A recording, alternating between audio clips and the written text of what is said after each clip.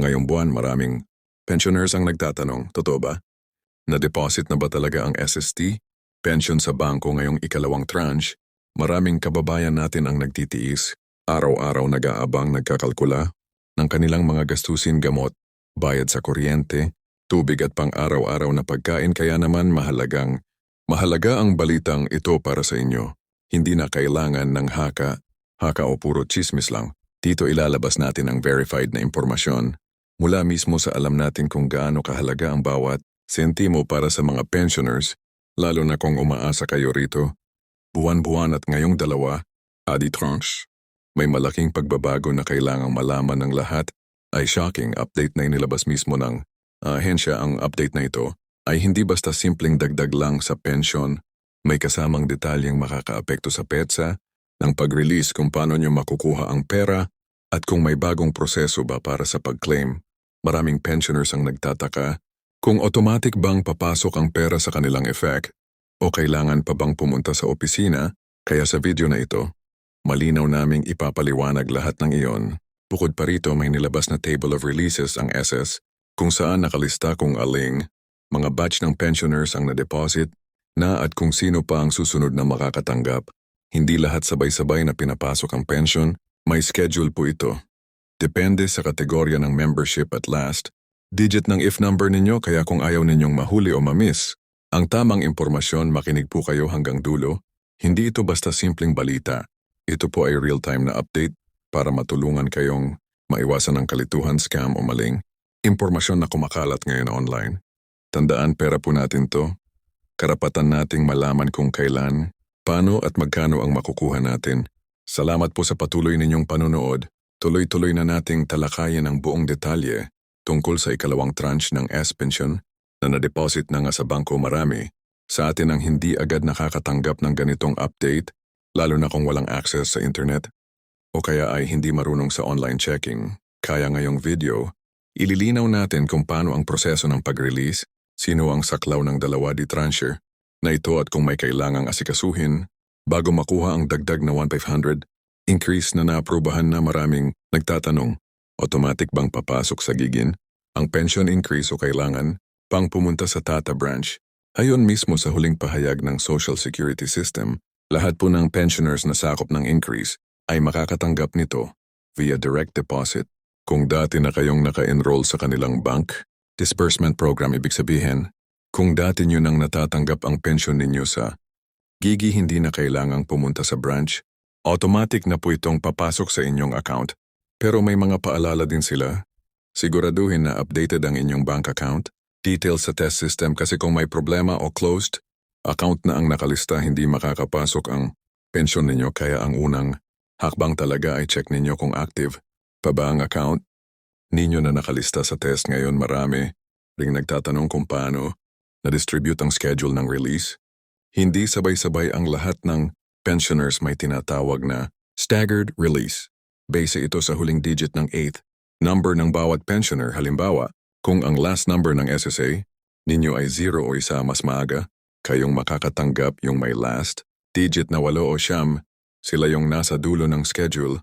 Ayon sa inilabas na table ng IS, nag-umpisa na ang release nitong nakaraang linggo at inaasahang matatapos lahat ng payout bago matapos ang buwan ng Hulyo.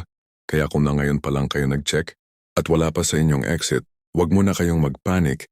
Mainam na hintayin ang inyong turn ayon sa last digit ng inyong IS number.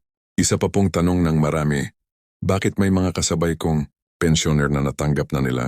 Ako wala pa ang paliwanag. Diyan ay dahil sa batch processing ang mga bangko. Kahit na pareho kayong may last digit, depende pa rin sa bangko kung kailan nila ipapasok sa account ninyo.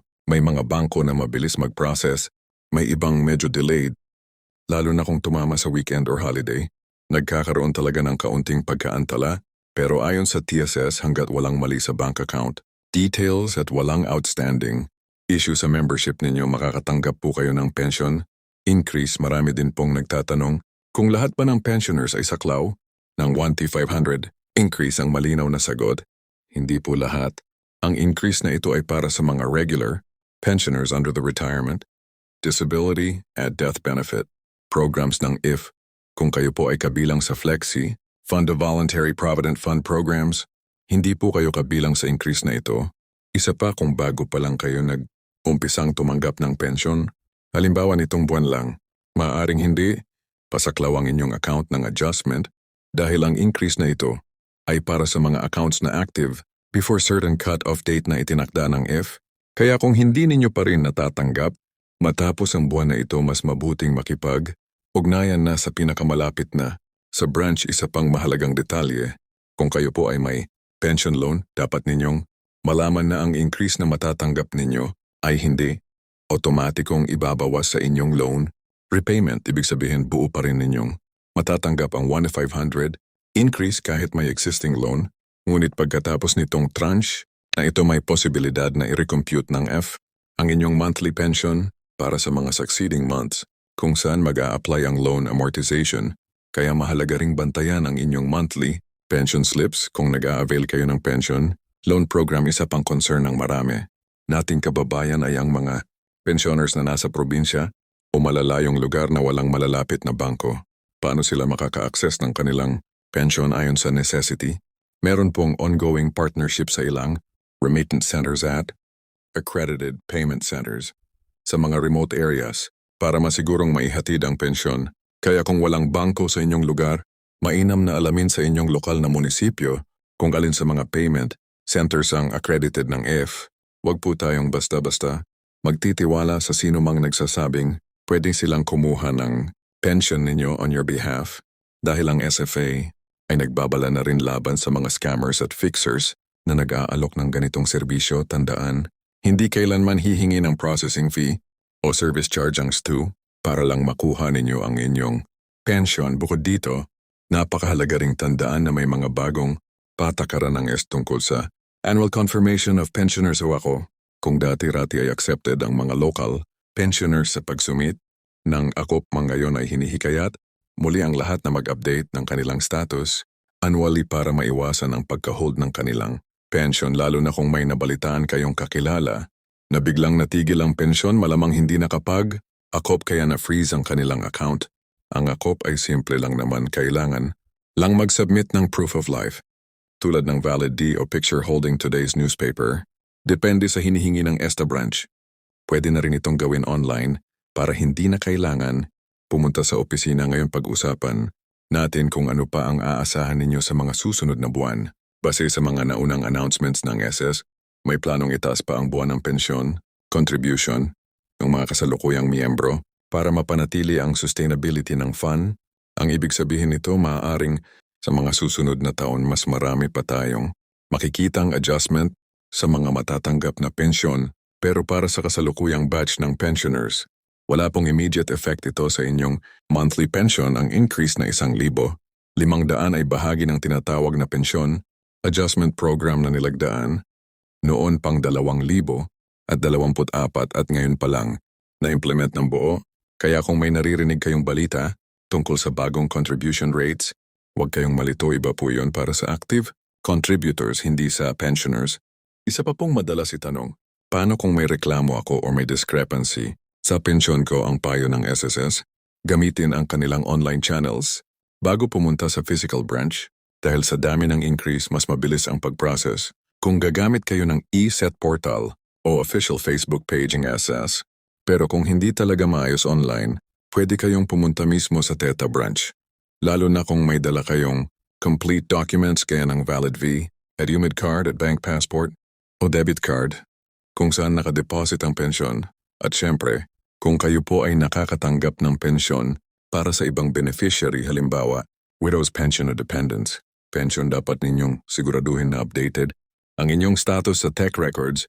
Kung may nagbago sa civil status o beneficiary information, kailangang agad itong ipaalam sa SS para maiwasan ang suspension ng pension payments. Hindi rin po basta-basta namamana ang SD pension.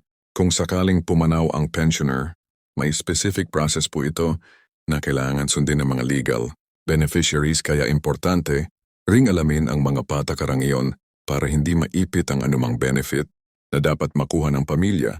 Kaya mga kababayan, sana po malinaw na sa inyo ngayon ang buong proseso, petsa at mga paalala tungkol sa dalawa, detranching F pension release. Huwag po tayong magpapaapekto sa mga maling impormasyon na kumakalat sa social media. Mas mainam na i-double check ang inyong account, balance tuwing matatanggap ninyo ang pensyon, at kung may kakaiba o kulang, agad pong ipaalam sa ang pensyon po ay hindi basta-basta tulong lang ng gobyerno. Ito po ay karapatan ninyo bilang naghulog noon ng inyong isa't contributions, kaya dapat lamang nabantayan natin itong mabuti, alagaan, at siguraduhing makuha natin ng buo ang nararapat. Para sa atin, kung may mga tanong pa kayo na hindi nasagot sa video na ito, huwag mahiyang mag-comment sa baba para masagot natin sa susunod na update.